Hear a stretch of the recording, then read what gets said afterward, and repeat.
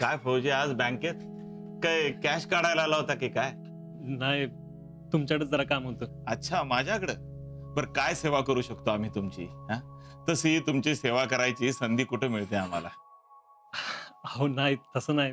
मग काय, दोघांचं जॉईंट अकाउंट काढायचं की काय? हा?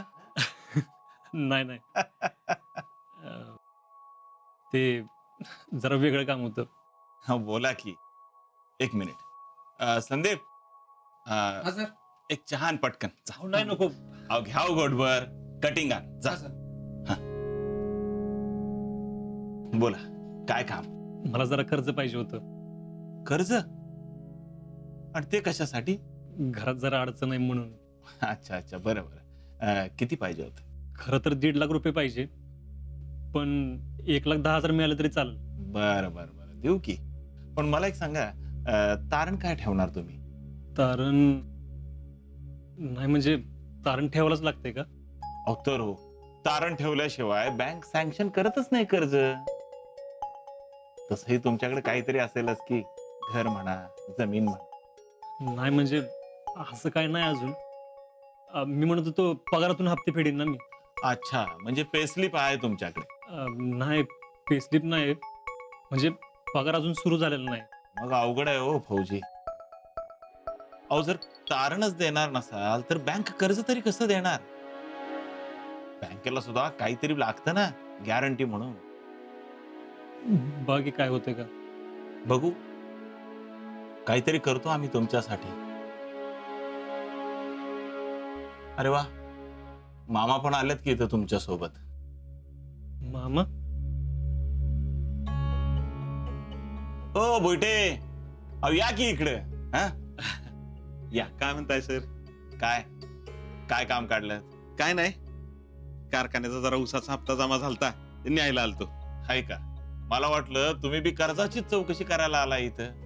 कर्ज कर्ज आणि कशा बाई? आता बघा, तुमचा भाचाच बसलाय की इथं. माझ्या कर बघा, याला म्हणतात फौजी. म्हणजे मामाला सुगावा सुद्धा लागून दिला नाही. अरे बाबा, काय अडचण आहे, काय नाही, पत्ता लागू दिला नाही बघा. का राजा, काय झालं? नाही, काय नाही. अरे मग कर्ज कशाला पाहिजे तुला? बाहेर सांगतो. अरल्या का काय डायरेक्ट बँकेत येते तू? एकदा बोलायचंच तरी मला. अरे चल की बाहेर सांगतो.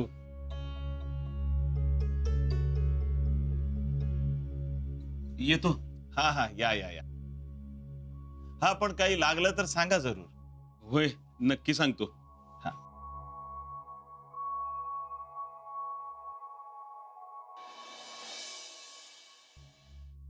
पण नक्की ना?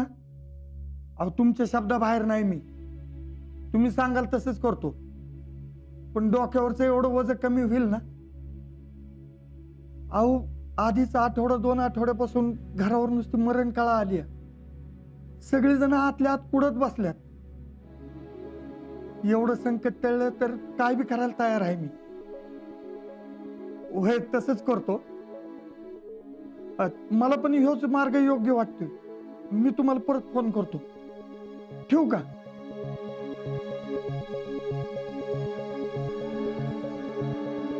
वय हो, कुणाचा फोन होता? काय नाही, कामासंदर्भातला फोन होता. मित्राशी बोलत होतो. नक्की नव? अगं वय, माझ्या तर घशाखाली घासच उतरणं झालाय बघा. आता काय बी काळजी करू नका, होईल सगळ्यांनी. पांडुरंग आपल्या पाठीशी आहे. आहो पण काय म्हणालो मी? जा, सुमन आणि नीलमला पण सांगा, काय काळजी करू नका म्हणावं, सगळं ठीक होईल. अगं त्यांना पण आपल्याशिवाय दुसरं कोण आहे? वय, आजकाल दोघे बी तेच टेन्शन घेत असतात बघा. हिला वाटतंय माझ्याच नवऱ्यामुळे झालंय, आणि तिला बी वाटतंय की तिच्याच नवऱ्यामुळे झालंय. राहून राहून मला त्यात नीलमचं लई वाईट वाटतंय बघा. आपा तिकडे गेले दुबईत, आणि ती इकडं एकटीच बिचारी. रोज मन खात असतंय बघा बिचारीचं. अगं असं कसं? आता आपणच सांभाळायला पाहिजे तिला. आणि येळ काय सांगून येते वय. अहो पण तुम्ही आता एवढ्या सगळ्या पैशाची जुळवाजुळव कशी करणार? त्यापेक्षा माझ्या भावाला विचारून बघू का? नको नको, अगं आपले प्रश्न आहेत, आपणच सोडवले पाहिजेत ना. आपण सोडवू होती, उगाच पाहुण्या रावळ्यांच्या व्यवहार केला तर वाईटपणा येतो ना. मी आत्ताच एकाशी बोललोय, जरा मार्ग निघाला असं दिसतंय. आपण वारीला जायला पाहिजे होतं बघा, पण इकडे हे सगळं असं झालंय म्हणल्यावर. होय, पण तो समजून घेतोय आपल्याला. अगं त्याच्या मनात काहीतरी असेल म्हणूनच आपण इथं आहेत ना. आता इथनच त्याला नमस्कार करायचा. तो सोडवल आपल्याला येत नाही, तुला तुझ्या कामाला. होय.